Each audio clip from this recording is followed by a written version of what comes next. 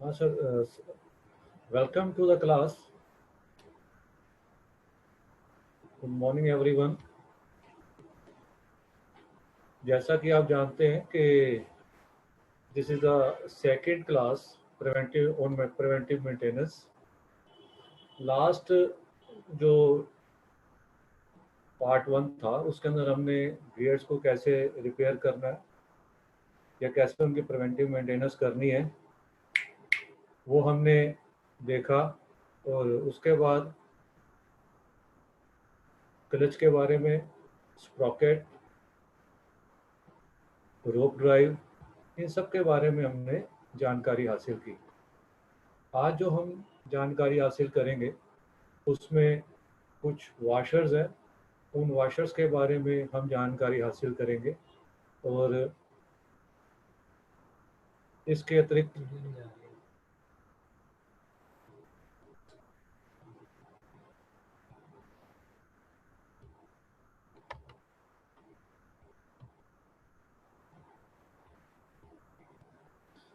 मेरी वीडियो नहीं है.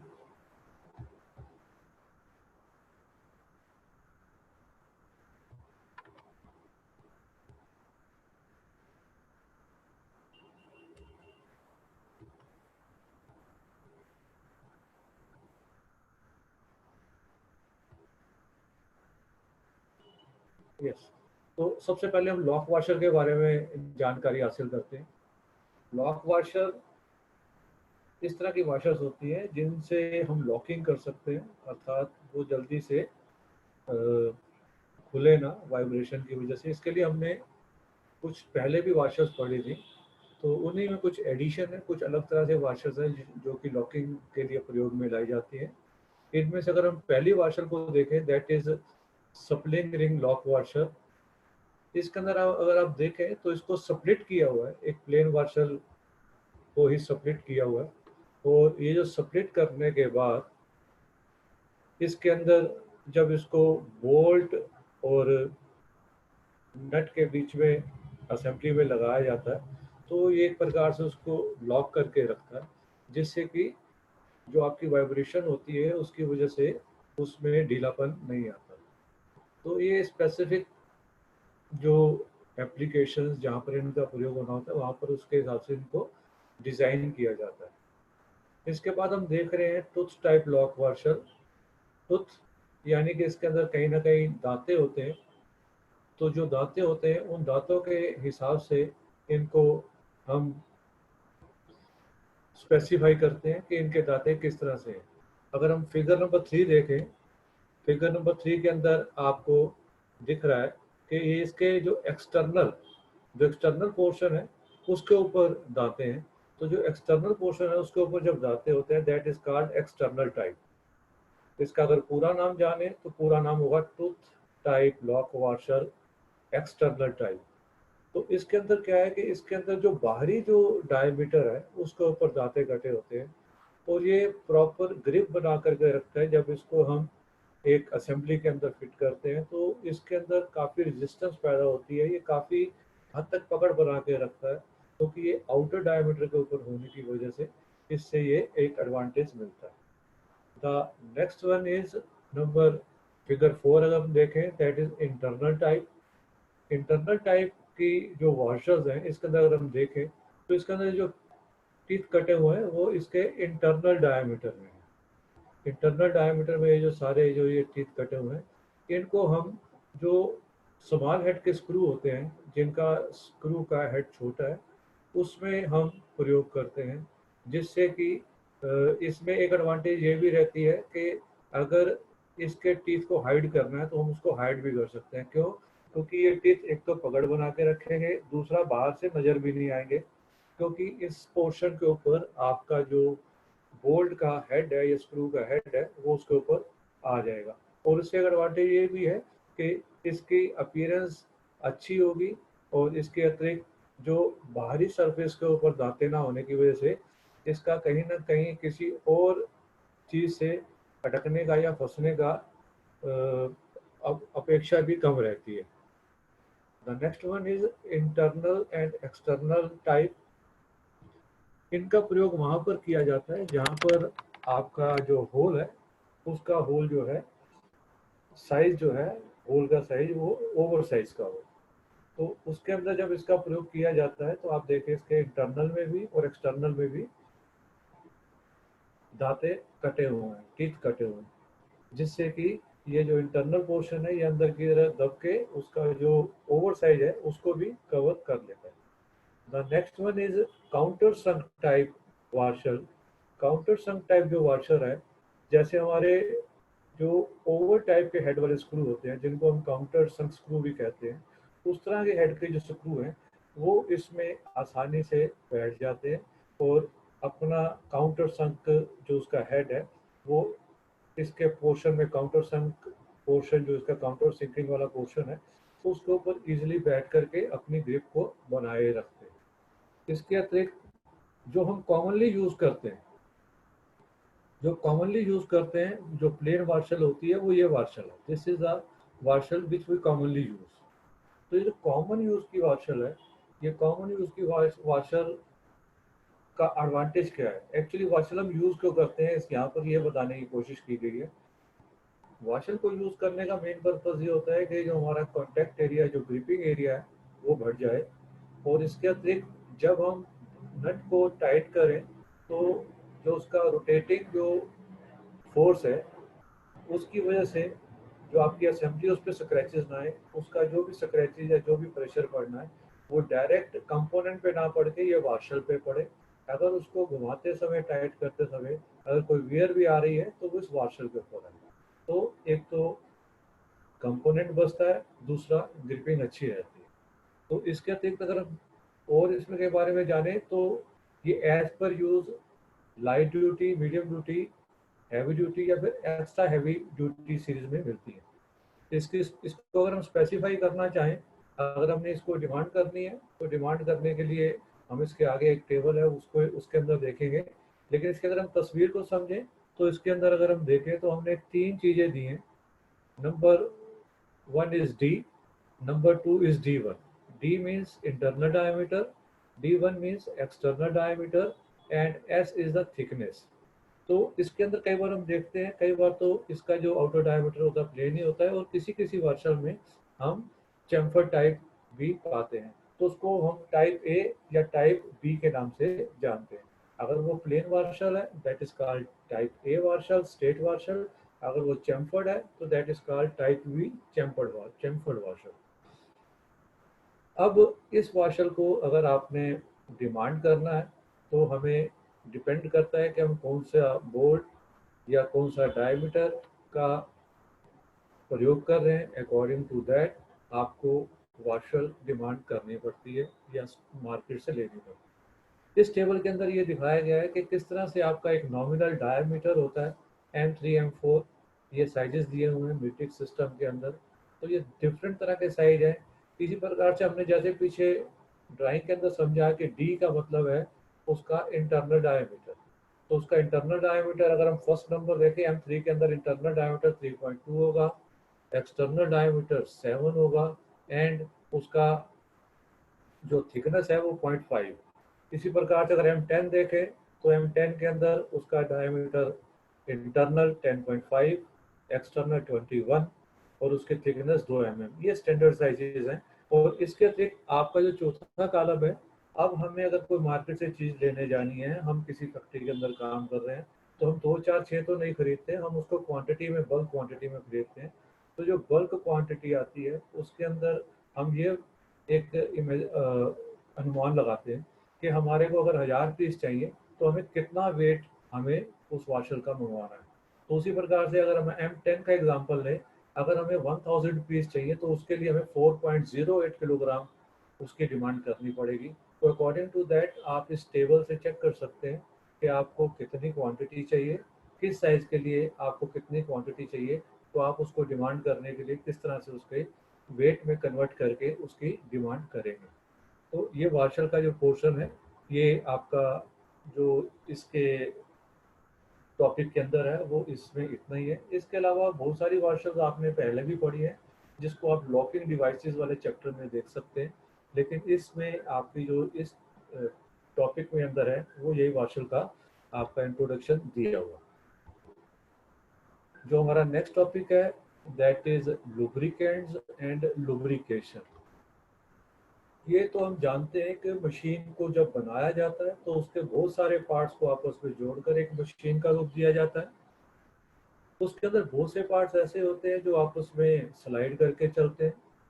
जब वो स्लाइड करके चलते हैं तो हमें ये भी मालूम है जब वो स्लाइड करके चलेंगे तो वहाँ फ्रिक्शन की वजह से हीट जनरेट होगी, और अगर इसको कंट्रोल ना किया जाए तो ये आपके मशीन को, आपके उस पार्ट्स को, आपके वो जो स्लाइड करके पार्ट्स चल रहे हैं उनको डिफेक्टिव बना सकती है, उनको डैमेज कर सकती है, उनको ख़राब कर सकती है और कोई दुर्घटना का भी कारण बन सकती है।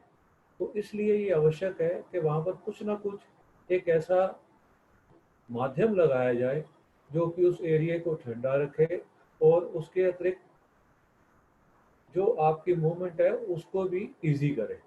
तो इसके लिए हम जिस पदार्थ का प्रयोग करते हैं, जिस मीडियम का प्रयोग करते हैं दैट इज कॉल्ड लुब्रिकेंट।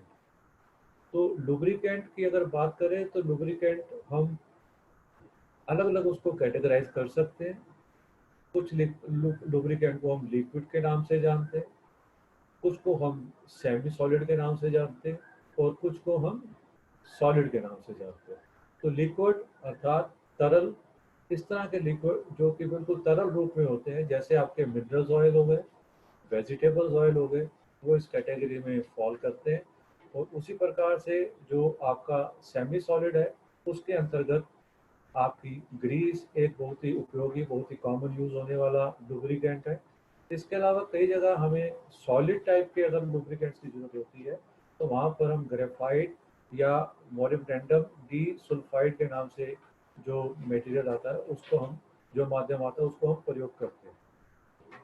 तो हम ये जानकारी हासिल कर लें अब इसके बाद कि हमें हमारे जो लुब्रिकेंट है उसको प्रयोग करने का पर्पस क्या है।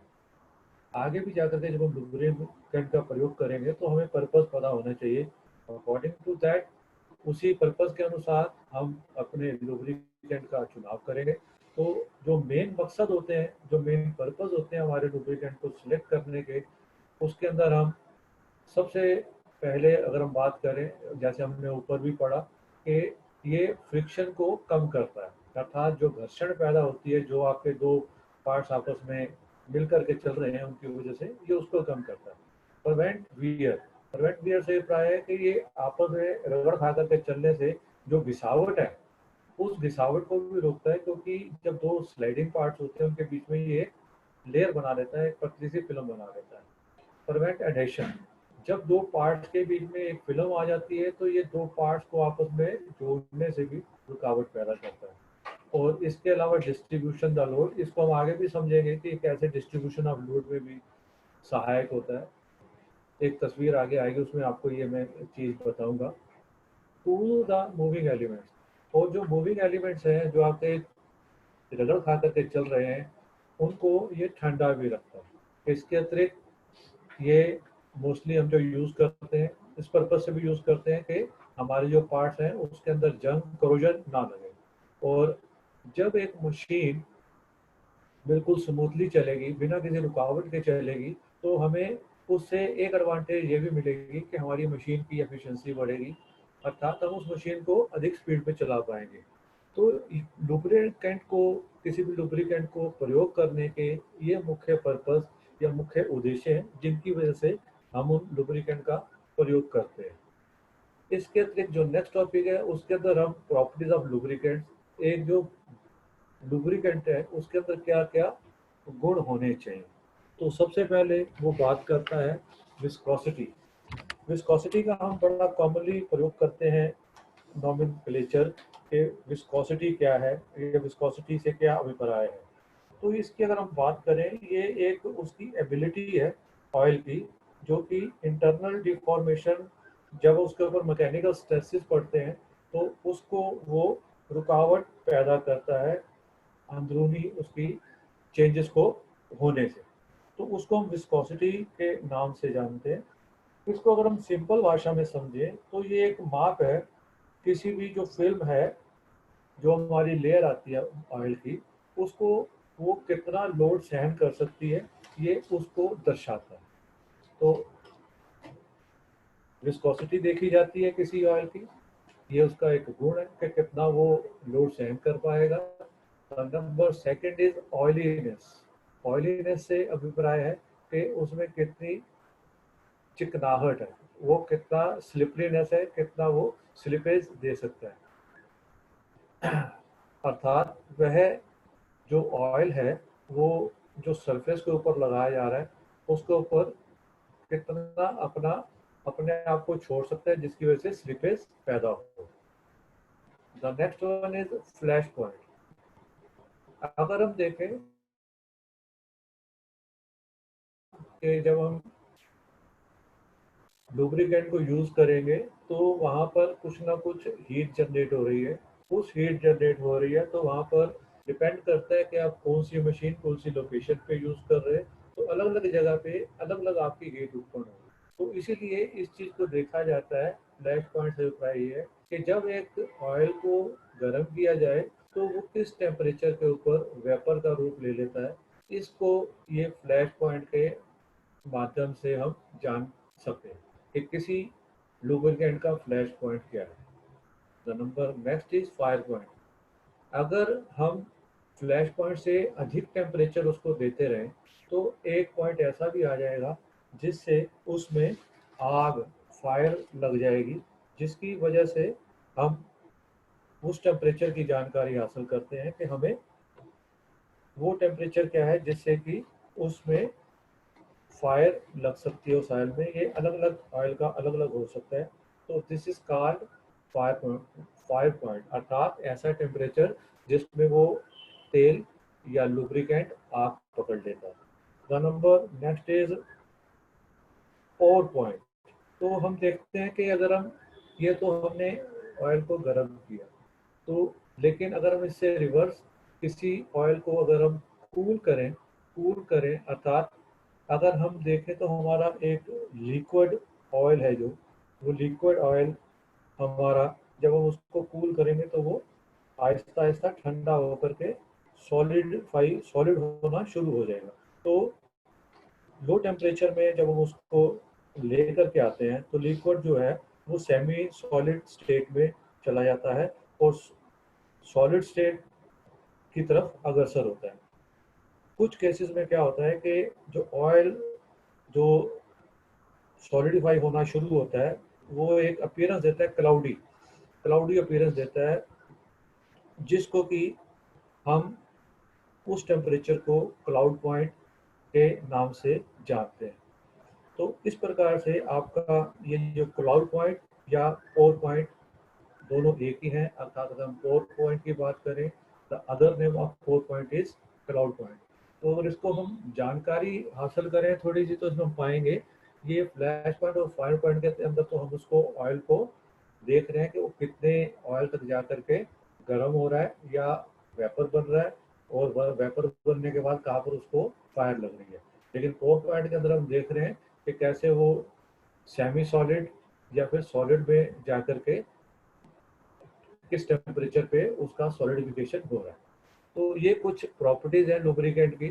क्योंकि हमें लुब्रिकेंट का प्रयोग किसी एक टेम्परेचर पे नहीं करना, हमें लुब्रिकेंट का प्रयोग अलग अलग टेम्परेचर पे डिपेंड करता है कि आप कहाँ पर उसका प्रयोग कर रहे हैं वहाँ पर करना है। तो उस प्रकार हमें इन चीज़ों को ध्यान में रखते हुए उसका सिलेक्शन करना पड़ता है। Next is emulsification and demulsibility. तो इमल्सिफिकेशन की अगर हम बात करें, इमल्सिफिकेशन इसको अगर हम बात करें तो इसका इससे अभिप्राय ये है कि जब हम एक ऑयल को मिक्स करें पानी के साथ तो उसको वाटर के साथ एक जैसा मिल जाए, अर्थात उसमें पता ही ना चले कि ऑयल क्या है और वाटर क्या है। जनरली हम देखते हैं ऐसा नहीं होता कि ऑयल हम मिक्स नहीं करते, लेकिन अगर हम आगे कटिंग ऑयल पड़ेंगे तो उसमें हम देखेंगे वो मिक्स हो जाता है। तो ऐसा ऑयल जो कि पानी में मिल करके वैसा ही हो जाए, that is called emulsification. D emulsification इससे अपोजिट है, अर्थात वो जब हम उसको अलग करना चाहें तो वो उसके लिए तैयार हो, अर्थात वो अलग हो पाए। तो इमल्सिफिकेशन का अपोजिट डी इमल्सिबिलिटी है, ये भी आपको प्रॉपर्टीज लुब्रिकेंट के अंदर पता होनी चाहिए।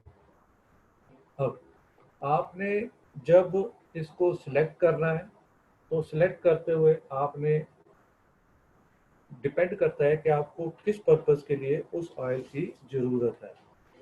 उसके अंदर जब आप सिलेक्शन करेंगे तो सिलेक्शन में आप डिपेंड करता है कि आपको किस पर्पस के लिए ऑयल चाहिए। अर्थात अगर आपको विस्कोसिटी, जैसा कि हमने ऊपर देखा, विस्कोसिटी कम से भी काम चल जाएगा।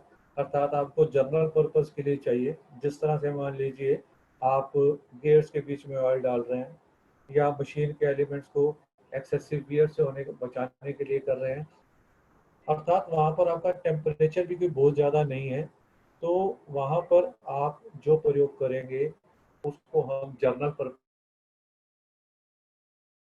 के लिए हम लुब्रेक्स 57, लुब्रेक्स 68 ऑयल्स का प्रयोग करते हैं। देखेंगे तो इसकी विस्कोसिटी देखिए 54 के करीब ही है और इसका फ्लैश पॉइंट 160 के आसपास है, तो इसको हम जनरल पर्पस के लिए यूज़ कर सकते हैं। The next one is flushing oil. हम ये देखते हैं कि जब हम किन्हीं पार्ट्स को खोलते हैं, किसी असेंबली को खोलते हैं या कभी मशीन की ओवरऑलिंग करते हैं, तो हमें उस पर्पस के लिए मशीन को, जो पार्ट्स हमने खोले हैं उनको साफ करने की जरूरत पड़ती है और हम उसके इंटरनल्स और जहाँ भी ऑयलिंग वगैरह हो वहाँ पर हम उसको चाहेंगे वो बिल्कुल अच्छी तरह से साफ हो जाए। तो इसके लिए हम लुब्रेक्स फ्लश ऑयल यूज़ करते हैं और लुब्रेक्स जो फ्लश ऑयल है वो भी लो विस्कोसिटी ऑयल है और इसकी वजह से हम मोस्टली जितने भी खास करके ऑटोमोटिव पार्ट्स होते हैं, जो गाड़ी के इंजन वगैरह खोलते हैं, उस इंजन के अंदर आप देखते हैं कि पूरा तेल ही तेल, क्योंकि मूवमेंट होती है, लुब्रिकेशन होती रहती है साथ जब वो इंजन चलता है। तो उन पार्ट्स को जब खोला जाता है तो खोलने के बाद उनके सभी पार्ट्स को सेपरेट करके उनको साफ किया जाता है। तो उसके लिए हम लुब्रेक्स फ्लश 22 सीरीज के ऑयल यूज़ करते हैं। The next one is hydraulic oils. Hydraulic oils आपको जैसे कि मालूम है कि हाइड्रोलिक ऑयल्स को हम प्रयोग हाइड्रोलिक सिस्टम्स के अंदर, अर्थात ऐसी जगह जहाँ एंटी वियर, जहाँ पर वियर की हमें ज़रूरत नहीं है या वियर ना आए, घिसावट ना हो, जंग ना लगे, वहाँ पर कुछ फोम टाइप का पदार्थ उत्पन्न ना हो, वहाँ पर हम इसका प्रयोग करते हैं। और इसका अगर आप फ्लैश पॉइंट देखें तो फ्लैश पॉइंट भी काफ़ी अच्छा, लगभग 190 से लेकर के 230 तक, 196 से लेकर 230 तक इसका फ्लैश पॉइंट भी है। तो ये सिस्टम्स के अंदर यूज़ होते हैं, इसलिए इनको हम थोड़ा सा लास्ट के अंदर देखेंगे कि इनको हम कैसे हमने आइडेंटिफाई करना है कि हम कौन सा ऑयल यूज़ कर रहे हैं। The next one is spindle oil. इसको हम सर्वोस्पिन 2, 5 एंड 12 इस तरह के सीरीज में आते हैं और इनको हम, ये भी लो विस्कोसिटी है, अगर इनकी विस्कोसिटी देखें तो विस्कोसिटी काफ़ी लो है इनकी, और लेकिन इनका प्रयोग भी एंटी वियर और एंटी रस्ट या एंटी फोम के लिए किया जाता है। और इनका प्रयोग हम मोस्टली मशीन के जो स्पिंडल है वहाँ पर इनका प्रयोग हम होते देखते हैं। इनको हम, जो टेक्सटाइल मशीनरी है वहाँ पर भी इसका हम प्रयोग कर सकते हैं। The number next is machinery oil. Machinery oil को हम सर्वो लाइन 32, 46, 68 के नाम से जानते हैं।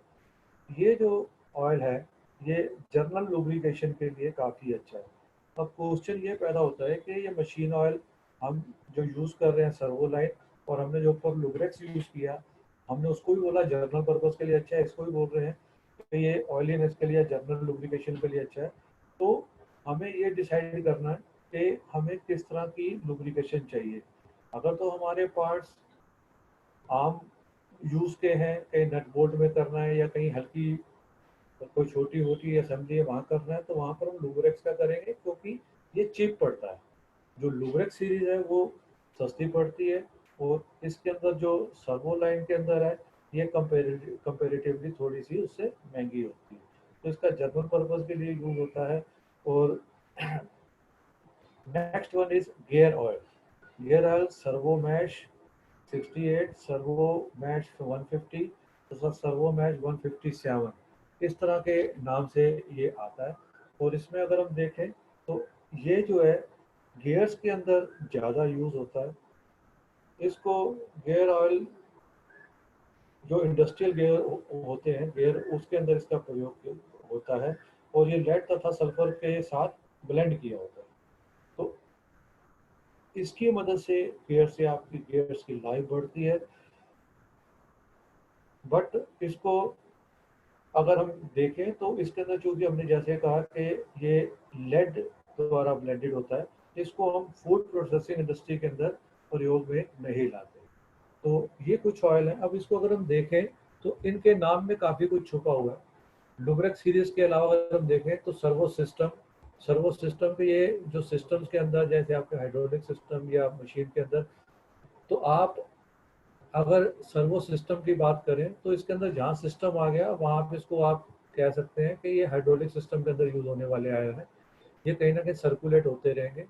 अगर आपको इसकी स्पेसिफिकेशन देखनी है, मान लीजिए आप स्टोर के अंदर गए हैं तो वहाँ बहुत सारे बॉक्सेस या बहुत सारे कंटेनर्स पड़े हैं जिसके अंदर ये ऑयल्स पड़े हुए हैं।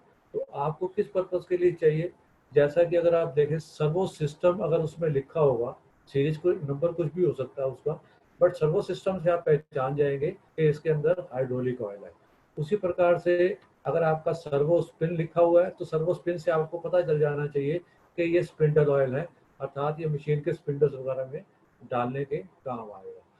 सर्वो लाइन से अगर हम जिक्र करें तो सर्वो लाइन से आपका ये अभिप्राय रहेगा कि ये जनरल पर्पस मशीनरी ऑयल है। और सर्वो मैश, जैसे कि हम मैश का हम प्रयोग मोस्टली वर्ड का यूज़ करते हैं हम गियर के अंदर। गियर जब आपस में कॉन्टैक्ट करते हैं, दो गियर आपस में मिलते हैं जहाँ पर बैकलैश की जगह बनती है, जब वो गियर मिलकर चलते हैं तो उनको मैश के नाम से जानते हैं। गियर को हम कभी ये नहीं कहते गियर आपस में फिट होते हैं, हम गियर को कहते हैं गियर मैश करके चलते हैं।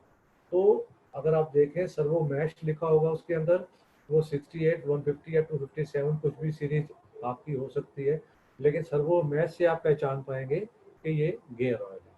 तो ये टेबल को कैसे चेक करना है, हमने इसमें ये चीज़ समझी। अब हमारे पास लुब्रिकेंट्स हो गए, लुब्रिकेंट्स का हमें जानकारी हो गई। अब हमें मशीन के अंदर लुब्रिकेशन करना है। मशीन को लुब्रिकेशन किस प्रकार से करेंगे, अगला विषय हमारा ये रहेगा कि हमने कौन सा सिस्टम अपनाना है लुब्रिकेशन को करते हुए, या कौन से सिस्टम से हम लुब्रिकेशन कर सकते हैं। तो इसके लिए हम सबसे पहले देखें तो हमें तीन तरीके होते हैं मोस्टली जिसके माध्यम से हम किसी मशीन के अंदर लुब्रिकेशन करते हैं। Number one is gravity feed method. Gravity से मतलब गुरुत्वाकर्षण है। गुरुत्वाकर्षण अर्थात जो पृथ्वी की ओर अपने और आकर्षित होकर के चलता है, that is called gravity feed system. Number two is force feed system, अर्थात आप इसमें कुछ ना कुछ फोर्स, कुछ ना कुछ बाहर से शक्ति लगा रहे हैं जिसकी वजह से आपका ये सिस्टम वर्क कर रहा है। And the last is splash feed system. इसके अंदर कहीं ना कहीं आप देखेंगे कि आपका जो जिस माध्यम से आप ऑयलिंग कर रहे हैं उस वो माध्यम में कहीं ना कहीं ऑयल का टैंक इन्वॉल्व है जहाँ पर वो ऑयल पड़ा हुआ है और वो किसी माध्यम से ऊपर आता है। वो कैसे आता है अभी हम तस्वीरों से समझने की कोशिश करेंगे। तो number one is gravity feed method. तो इसके अंदर जैसे हमने जाना कि ये ग्रेविटी की वजह से ये काम करता है। तो जो नंबर वन है दैट इज फिगर वन में देखें, दैट इज ऑयल कप। इस ऑयल कप के अंदर क्या होता है कि आप इसमें जो ऊपर ऑयल, जो ऊपर कप सा बना हुआ है, जो हॉलो खाली एरिया है, इसके नीचे जो चूड़ी कटी हुई है, ये चूड़ी एक हॉलो स्क्रू है और इसकी पूरी बॉडी है, और ऊपर का जो वो जो नीचे हॉलो स्क्रू है वो ऊपर आकर के जो आपका हॉलो टैंक सा बना हुआ, कप बना हुआ है, उसके साथ कनेक्टेड है। तो जिस एरिया में हमें लुब्रिकेशन की ज़रूरत है, जिस बेयरिंग में लुब्रिकेशन की ज़रूरत है, उस पॉइंट के ऊपर मोस्टली ये फिट रहता है। और इसको ऑयल भर के ऊपर जो इसका ढक्कन है उसको बंद कर दिया जाता है, और आहिस्ता आहिस्ता ग्रेविटी की मदद से वो ऑयल अपने आप वहाँ पहुँचता रहता है। नंबर टू फिगर के अंदर अगर आप देखो तो इसको हम विक फीड के नाम से जानते हैं, अर्थात जो पहले वाला सिस्टम था उसके अंदर हमने ऑयल डाल दिया, वो ऑयल अपने आप पूरा कांटेक्ट में रहेगा और जाता रहेगा। इसके अंदर आपने अगर ध्यान से देखो तो कप के अंदर जो आपने ऑयल फिल कर दिया और उस कप के अंदर एक होल है, उस होल के माध्यम से आपकी ये एक विक। अब विक की बात करें तो विक वैसे ही है जैसे एक अगर आप कोई दिया वगैरह जलाते हैं तो दिए में एक जो बाती रखते हैं, उसी प्रकार से ये विक होती है। वो विक आपकी ऑयल में डूबी रहती है और देखिए आपकी कैसे वो एल शेप में, 9 सी शेप में बन के वो नीचे उस होल में गई हुई है, जहाँ से वो जो हॉलो स्क्रू है वहाँ से होते हुए वो उस एरिया में पहुंचेगी जहाँ पर लुब्रिकेशन की जरूरत है। This is force feed method, अर्थात इसके अंदर कुछ ना कुछ आप प्रेशर देंगे। प्रेशर देने के बाद आपका गंतव्य स्थान पर जहाँ पर आपको लुब्रिकेशन की ज़रूरत है वहाँ पर आपका लुब्रिकेंट पहुँचेगा। इसके अंदर जो सिस्टम है अगर आप देखें तो that is hand pressure feed. इसके अंदर एक पंप लगा हुआ है मैनुअली जिसको ऑपरेट करते हैं। लेफ्ट साइड में देखें तो एक ऑयल टैंक है। ऑयल टैंक के अंदर ऑयल फिल कर दिया जाता है और उसके बाद वो ऑयल आपके हैंड पंप के माध्यम से जब उसको आप ऑपरेट करते हैं तो वहाँ से होता हुआ आपका जैसा हैंड पंप फंक्शन करता है, वो प्रेशर बना करके उसमें पाइपलाइन में आपके अग्रसर होता है। और अग्रसर होने के बाद यहाँ इस रास्ते से जाता हुआ वो ऊपर जाते जाते यहाँ पर एक आगे ब्रांचेस दी हुई हैं। इन ब्रांचेस के माध्यम से जहाँ जहाँ उसके लुब्रिकेशन होल्स होंगे, लुब्रिकेशन पॉइंट्स होंगे, वहाँ तक आप उसको कनेक्ट करेंगे। और जब जब आपको लुब्रिकेशन की ज़रूरत होगी आप इस प्रेशर का, हैंड प्रेशर फीड का प्रयोग करके आप इसको प्रयोग में ला सकते हैं। The very commonly used system is oil and grease gun. इसके अंदर जो ग्रीस गन या ऑयल गन है इसके अंदर आप वैसे ही प्रयोग में इसको लाते हैं जैसे आपने मोस्टली देखा होगा कि अगर आप इसको बड़ा साधारण तरीके से समझना चाहें तो जैसे होली के तो दौरान पिचकारी यूज़ की जाती है तो उसको आप पीछे से दबाव देते हैं तो आगे से आपका कलर या पानी निकलता है। उसी प्रकार से आपका जो ये सिस्टम है, जो ये प्रेशर गन है, इसके अंदर आप लुब्रिकेशन फीड फीड फिल करते हैं और उसको फिर जो फिगर नंबर 7 है उसमें टी हैंडल दे रखा है।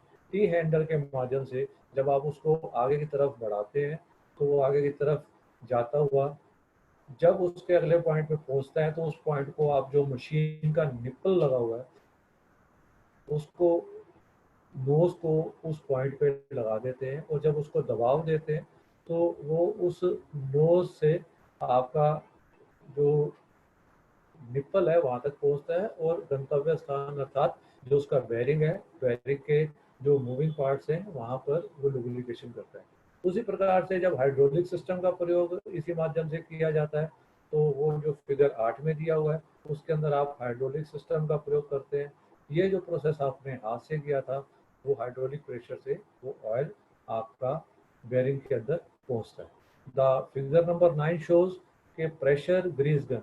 इसके अंदर आप देखिए जो हैंडल है, हैंडल का लीवर दूसरी तरफ से दे दिया और जब आप लीवर को ऊपर की तरफ ऑपरेट करते हैं तो वो जो आपका लुब्रिकेंट है उसको आगे की ओर बढ़ा करके उसको अपने नोज तक ले जा करके तो मशीन के साथ जो पॉइंट बना हुआ है, निप्पल बना हुआ है, वहां तक ले जा करके उसको वो लुब्रिकेशन में सहायता करता है। Splash method. स्प्लैश मेथड में अब आप नंबर 1 में देखिए, नंबर 1 के अंदर जो रिंग ऑयलिंग दे रखी है इसको थोड़ा सा आप क्रॉस सेक्शन को समझें तो आप ये पाएंगे कि ये एक स्पिंडल है। स्पिंडल जिस ब्रैकेट में फिट है उसके नीचे एक टैंक दे रखा है। उस टैंक में आपका ये ऑयल सारा भरा हुआ है। इस ऑयल में आपका ये जो रिंग है जो कि स्पिंडल में पिरोया हुआ है ये वर्क कर रहा है। जब मशीन चलती है उसके साथ साथ ये रिंग भी घूमता है और जब ये रिंग घूमता हुआ ऑयल में डिप होता हुआ ऊपर जाता रहता है तो ये आपका लुब्रिकेशन प्रदान करता रहता है। थ्रू आउट जितनी देर आप काम करते हैं उतनी देर लुब्रिकेशन चलता रहता है। तो इस प्रकार से आप एक देखते हैं जैसे हमने कहा था कि इसमें स्प्लैश मेथड के अंदर कहीं ना कहीं आपका डिप रहेगा तो ये आपका डिप हुआ पड़ा है एक टैंक के अंदर और इस प्रकार से आप लुब्रिकेशन प्राप्त कर रहे हैं। The next one is splash lubrication system. Point 2 है इसका। इसके अंदर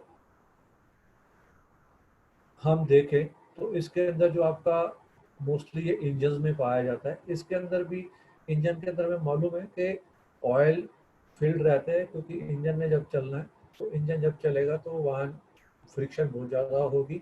और अगर आप देखें तो इसके अंदर पिस्टन और कनेक्टिंग रॉड दी हुई है, तो पिस्टन और कनेक्टिंग रॉड के माध्यम से जब ये चलता है, जैसे ही ये नीचे की ओर आता है तो ये अपने साथ ये लुब्रिकेशन भी साथ साथ लेता रहता है, जिससे कि आपका वो जो इंजन है सीज नहीं हो पाता। कई बार हम देखते हैं कि इंजन कहते हैं कि इंजन आपका जाम हो गया या इंजन सीज हो गया, तो वो इसी वजह से ही होता है कि अगर वहाँ पर ये तेल ना रहे या तेल हट जाए, तो अल्टीमेटली ये ऑयलिंग होती रहती है और उसके बाद इंजन के नीचे वाले पोर्शन में ये आकर के ऑयल इकट्ठा हो जाता है। तो इस प्रकार से ये स्प्लैश लुब्रिकेशन सिस्टम से लुब्रिकेशन होती है। अब जैसा कि हमने पहले भी पढ़ा है कि जो सरफेसेस होती हैं, वो जो सरफेस होती हैं जितना मर्जी हम उनको एक्यूरेसी से फिनिश करें, तो उनके अंदर कुछ इरेगुलरिटीज बनी रहती है। उन इरेगुलरिटी अर्थात असमतलता, असमतल होती है जो चीज़ें, उसको हम आंखों से देख नहीं पाते। आप जितनी मर्जी एक्यूरेसी करते हैं, आप कहते हैं फ्लैटनेस हो गई, बट वो जो फ्लैटनेस है वो बिल्कुल एग्जैक्टली नहीं होती, अर्थात कोई ना कुछ वहाँ इरेगुलरिटीज बनी रहती हैं। और जब दो सरफेसेस को आप आपस में चलाते हैं, ये देखिए ये दो सरफेसेस हैं आपकी फिगर में, ये सरफेस देखें और ये सरफेस देखें, ये इसने काफ़ी लार्ज करके दिखाया हुआ है। काफ़ी लार्ज करने के बाद आपको ये चीज़ मिल रही है। तो ये सिर्फ इसलिए दिखाया गया कि इरेगुलर सरफेसेस कैसी होती हैं। तो अगर आप इसको चलाएंगे ऐसे पोर्शन में, तो आपकी जो सरफेसेस है वो ख़राब होंगी। तो अब उन सरफेसेस के अंदर क्या होता है, इन सरफेसेस के अंदर जैसे कि हमने कहा कि हम ऑयल फिल करते हैं, हम उसके अंदर कुछ ना कुछ लुब्रिकेंट का प्रयोग करते हैं। जैसे ही हम लुब्रिकेंट इनके बीच में डालते हैं, तो वो जो इरेगुलरिटीज़ हैं वो इरेगुलरिटीज़ फिल हो जाती हैं। अर्थात अब जो ब्लॉक ए और ब्लॉक बी है उसके बीच में एक लुब्रिकेशन की फिल्म आ गई, और वहाँ पर वो जो उसका विस्कोसिटी का पोर्शन है, जिसके ऊपर हमने पढ़ा था कि उसमें दबाव लेने की कितनी क्षमता है, वो चीज़ फंक्शन करती है, जिसकी वजह से आपका जो ये दोनों surfaces block A and block B हैं वो बड़ा स्मूथली घूमते हैं। जबकि हमें टेक्निकली ये पता है कि उसके अंदर कुछ ना कुछ इरेगुलरिटीज़ हैं। तो इस इरेगुलरिटीज़ को जो कि हमें नज़र नहीं आ रही, उनको भी हम ख़त्म कर पा रहे हैं with the help of lubrication. अब जब बेयरिंग्स जो होते हैं, बेयरिंग को भी लुब्रिकेट किया जाता है, लुब्रिकेशन हम कर रहे हैं तो बेयरिंग को भी लुब्रिकेट किया जाता है। तो उसके अंदर हम देखें 3 स्टेजेस होती हैं जब बेयरिंग को लुब्रिकेट किया जाता है। और उसके आगे जो हमने लिखा है उसके बारे में हम जानकारी हासिल करेंगे। जो फिगर नंबर 14 है उसको अगर हम समझें, तो इस स्थिति में आपकी जो शाफ्ट है वो शाफ्ट बिल्कुल इस समय स्टिल खड़ी है, बिल्कुल रेस्ट पोजीशन में। अर्थात इस समय आपका वो जो एरिया है वो फंक्शन नहीं कर रहा, वो शाफ्ट खड़ी हुई है, वो कोई वर्क नहीं कर रही। अब इसको आप एक इमेजिनेशन कीजिए कि आपकी जब शाफ्ट आराम से खड़ी हुई है, वो कहीं भी किसी भी असेंबली में हो, तो उस शाफ्ट के ऊपर बहुत सारे चीज़ें फिट हैं, जैसे गियर फिट हो सकते हैं, पुलिस फिट हो सकती हैं। तो उन सब का लोड तो शाफ्ट के ऊपर आ रहा है। उन सब का लोड जब शाफ्ट के ऊपर आ रहा है, तो हम पाते हैं कि जो आपका शाफ्ट है वो बिल्कुल नीचे है और जो ऑयल है ऊपर है।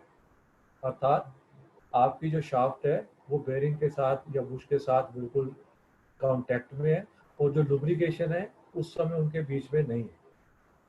तो ये हो गई कंडीशन नंबर 1। अर्थात उसके बीच में जो लुब्रिकेशन नाम मात्र का है अगर है भी, तो अदरवाइज सारा लुब्रिकेशन ऊपर की तरफ गया हुआ है। वो ऊपर की जगह कहाँ से आई? देखिए ये हमें मालूम है कि जब भी दो पार्ट्स को आपस में मैच किया जाता है, मूव किया जाता है, तो उसके अंदर कुछ ना कुछ क्लियरेंस रखी जाती है। तो हम उसको ये कह सकते हैं कि जो क्लियरेंस ऊपर की ओर बच गई वो सारा लुब्रिकेशन ऊपर की ओर चला गया। अब सेकंड कंडीशन क्या हुई? सेकंड कंडीशन ने आपने जब उस मशीन को चलाया, तो मशीन को चलाया तो मशीन को चलते ही जब स्टार्ट किया उसने फंक्शन घूमना शुरू किया, तो उसके बाद वो जो ऑयल था वो ऑयल फैलना शुरू हुआ, फैलना शुरू हुआ। बट उसने अभी ऐसा नहीं हुआ कि उसकी पूरी फिल्म हर एक जगह बन गई हो, पूरी सरफेस आपकी लुब्रिकेट हो गई हो। अर्थात वो इनिशियल स्टेज है जहाँ पर वो ऑयल फैलना शुरू हुआ। तो ये आपकी स्थिति 2 हो गई। तीसरी स्थिति में क्या होगा? तीसरी स्थिति में जब वो आपका शाफ्ट चलती रहेगी, तो उसके बाद कुछ ही समय के पश्चात वो जो लुब्रिकेशन है वो पूरी सरफेस पे अर्थात जो फुल रिंग अपनी बना लेगा, पूरा अपना जो रिंग उसको लुब्रिकेशन की जो फिल्म है वो पूरी उसके सराउंडिंग में, उसके आसपास, उसके चारों ओर, उसकी पूरी गोलाई में बन जाएगी। और इस प्रकार से जो फ्रिक्शन है वो बिल्कुल डिक्रीज हो जाएगी। और ये जो इस समय जो आपका सिस्टम जो ऑयलिंग का चल रहा है, लुब्रिकेशन का चल रहा होगा, that is called hydrodynamic lubrication. तो आपको ये क्वेश्चन पूछा जा सकता है इन तस्वीरों को दिखा करके कि व्हाट इज हाइड्रोडायनामिक लुब्रिकेशन, इनमें से हाइड्रोडायनामिक डायनामिक लुब्रिकेशन कौन सी स्थिति में? तो आप तीसरी स्थिति में पाएंगे कि जो आपका स्पिंडल है, जो आपका शाफ्ट है, वो आपका बिल्कुल सेंटर में आ गया। ये देखिए बिल्कुल सेंटर में आ गया। इसमें सबसे नीचे पड़ा हुआ था, दूसरी स्थिति में ये घूमना शुरू हुआ, और तीसरी स्थिति में जब वो घूमा तो सेंटर में आ गया और चारों तरफ लुब्रिकेशन हुई। तो ये वाली जो पोजीशन है that is called hydrodynamic lubrication. और इस समय आपका जो कांटेक्ट है, वो कांटेक्ट जो आपका फ्रिक्शन है वो फ्रिक्शन सबसे कम है, और फ्रिक्शन रेजिस्ट हो रहा है। और आपकी जो मेटिंग मेंबर्स हैं वो शाफ्ट है और साथ में बुश है, वो उनमें किसी प्रकार की कोई भी वियर, कोई भी घिसावट या कोई भी चेंजेस होने के चांस खत्म हो जाते हैं। तो ये 3 स्थिति हैं, इनको आप तस्वीरों के माध्यम से दोबारा भी समझ सकते हैं। अब आप लुब्रिकेशन करने जा रहे हैं, आपको ये पता होना चाहिए कि क्या कोडिंग उसके ऊपर है, उस कोडिंग के हिसाब से आप उसकी लुब्रिकेशन करते हैं। अगर आपने ये 4 सिंबल हैं, इन सिंबल को अगर समझ लिया, तो आप कभी भी लुब्रिकेशन करने जाएंगे तो आपको पता रहेगा कि इसके किस पार्ट्स पे कब लुब्रिकेशन हो। अगर वो एक सर्कल वहाँ पर जहाँ पर लुब्रिकेशन पॉइंट है वहाँ सर्कल बना हुआ है, इट मीन्स वहाँ पर आपको डेली लुब्रिकेशन की जरूरत है। अगर वहाँ पर ट्रायंगल त्रिभुज बना हुआ है तो इसका मतलब है कि वहाँ पर वीकली हर हफ्ते आपने लुब्रिकेशन करनी है। अगर स्क्वायर वर्ग बना हुआ है तो इससे अभिप्राय ये है कि वहाँ पर आपने हर महीने लुब्रिकेशन करनी है। इसके अलावा कुछ लुब्रिकेटिंग पॉइंट्स ऐसे होते हैं जो कि कंपनियां रिकमेंड करती हैं, जो जिसको हम इस तरह के शेड्यूल में नहीं बांध सकते। अर्थात वो आपको कंपनी का मैनुअल रेफर करना पड़ेगा, उसके अकॉर्डिंग आप उसको लेते हैं। तो दैट इज कॉल्ड, उसको हम हेक्सागन के माध्यम से दिखाते हैं, षटभुज के अनुसार दिखाते हैं, जिससे हमें ये पता चलता है कि ये इसका जो शेड्यूल है वो हम डेली, वीकली या मंथली नहीं है, कुछ इसका अलग से हटके शेड्यूल है। उस शेड्यूल को हमें रेफर करना पड़ेगा as per manual. The next is cutting fluid. Cutting fluid जैसा कि आप जानते हैं कि हम मशीन के द्वारा कटिंग करते हैं, वहाँ पर भी घर्षण उत्पन्न होती है। जब कटिंग कर रहे होते हैं तो हम किसी न किसी पार्ट को बना रहे हैं, किसी न किसी जॉब को बना रहे हैं, और वहाँ पर हम कोई ना कोई कटिंग टूल यूज़ कर रहे हैं।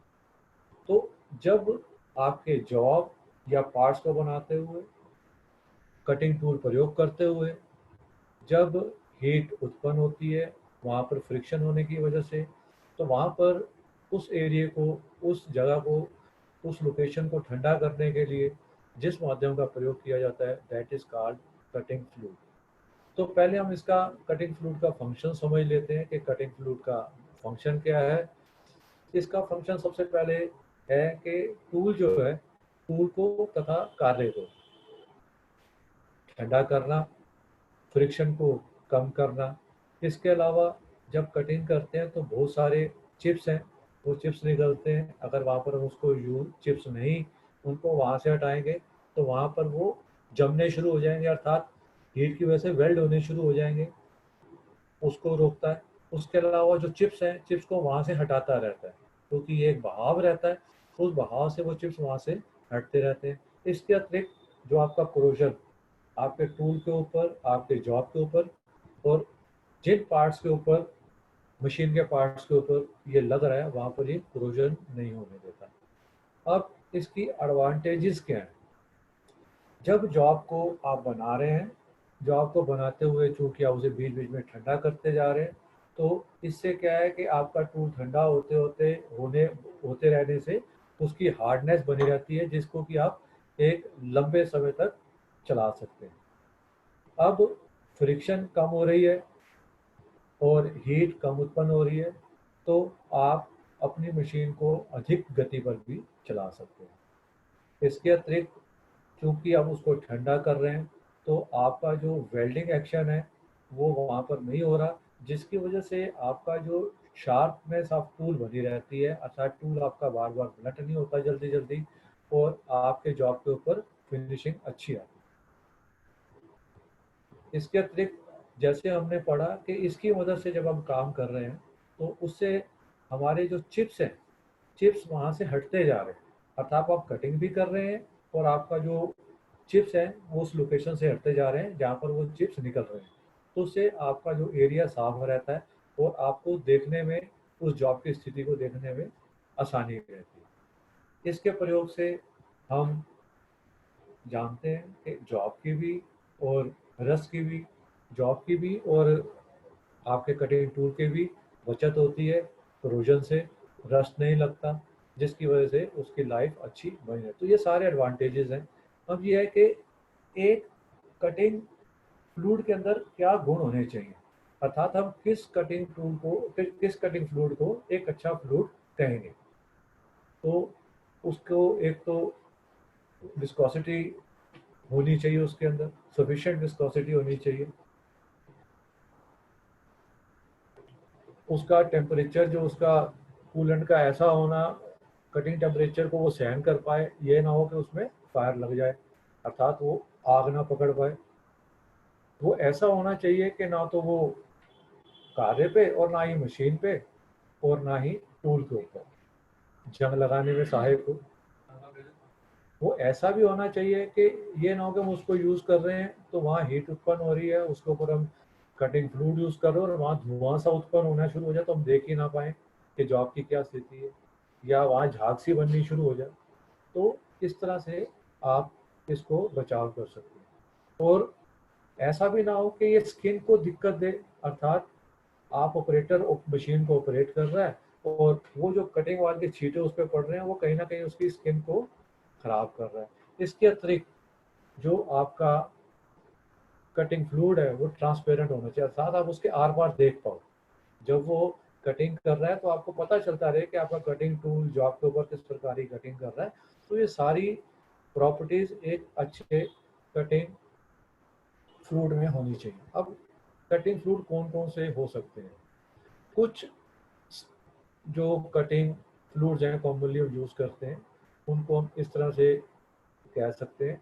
जैसे स्टेट मिनरल ऑयल है, स्टेट मिनरल ऑयल जो है हम इसको अनडाइल्यूटेड यूज़ करते हैं।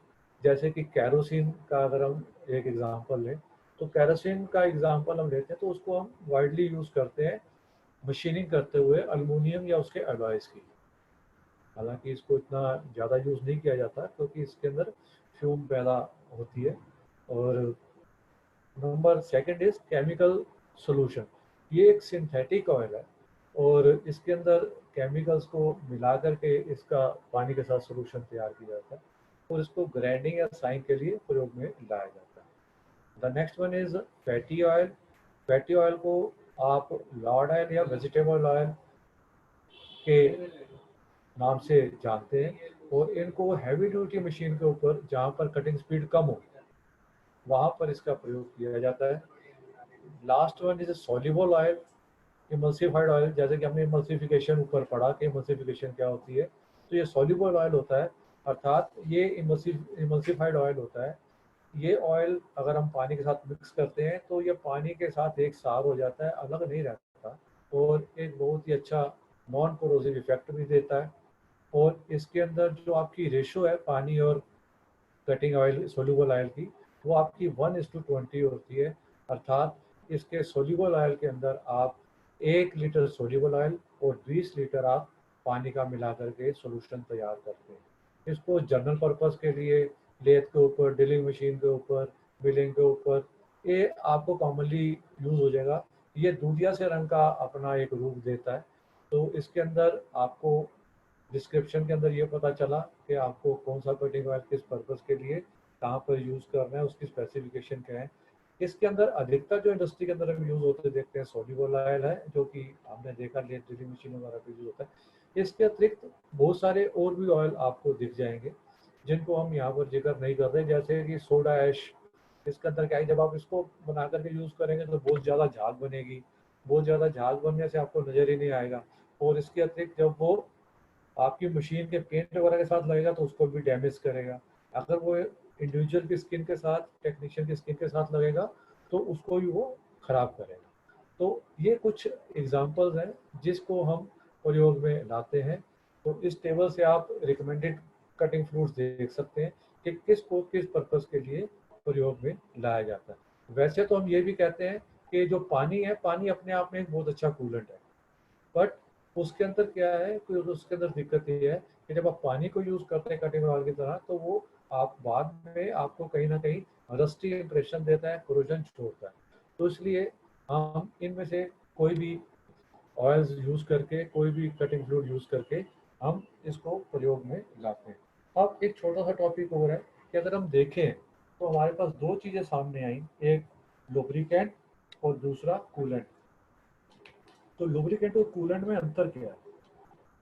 तो लुब्रिकेंट की बात करें तो लुब्रिकेंट जो आपकी मशीन की लाइफ है उसको बढ़ाता है, कूलेंट टूल की लाइफ को बढ़ाता है।